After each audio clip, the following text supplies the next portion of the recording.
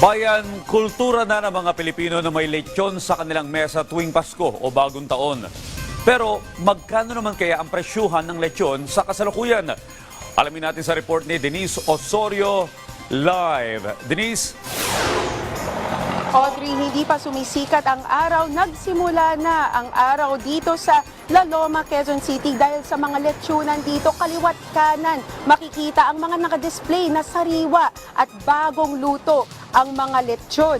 Pero Audrey, nagmahal na, nagtaasan na ang mga presyo ng mga produkto rito simula nung 1 ng Disyembre. Ayon kay Ate Margie, isang taga-benta ng lechon, mahal ang baboy ngayon hindi lang dahil sa Pasko, lalo nang nagtaas ang presyo nitong mga nakaraang buwan dahil sa nagdaang mga bagyo.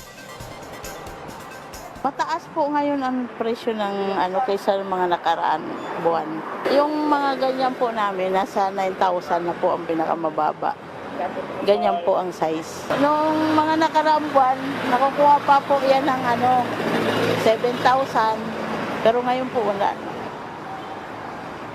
Wala nang bababa sa 9,000 para sa isang buong lechon dito sa La Loma ngayong Disyembre. At dito lang daw sila nakakabawi para na sa isang taong matumal na bentahan. Ayon sa tagalutong si Kuya Jandy, mahabang proseso ang paglelechon. Para sa mga malalaking lechon o mga baboy, umaabot ito hanggang 4 na oras sa pagluluto.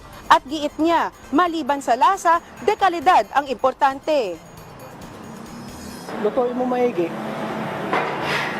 para walang masyadong customer. Dagdag ni Kuya Jandy, kailangan ring siguraduhin laging nalilinis ang salangan upang hindi natatambakan ng abo at nang hindi maabuhan ang mga bagong ilelechon. Audrey, nakipagkwentuhan tayo dito sa mga nagbebenta at nagluluto ng mga lechon at napagkaalaman natin na mas naging mabuti para sa kanila ang pagiging online ng kanilang mga lechonan.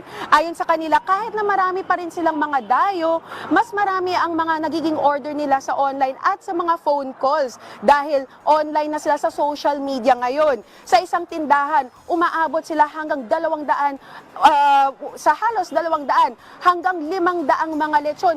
Para sa Pasko lang yan, Audrey. Wala yang sinabi dun sa 15 o 10 o 20 na nabebenta nila mula Lunes hanggang Biyernes sa isang normal na araw o normal na week. So wala yan ang pinakahuling balita mula rito sa La Loma, Quezon City. Balik sa iyo, Audrey. Ayan, bagamat napakasarap ng lechong Pinoy, maghinay-hinay para makaiwas sa alta presyon. Maraming salamat, Denise Osorio.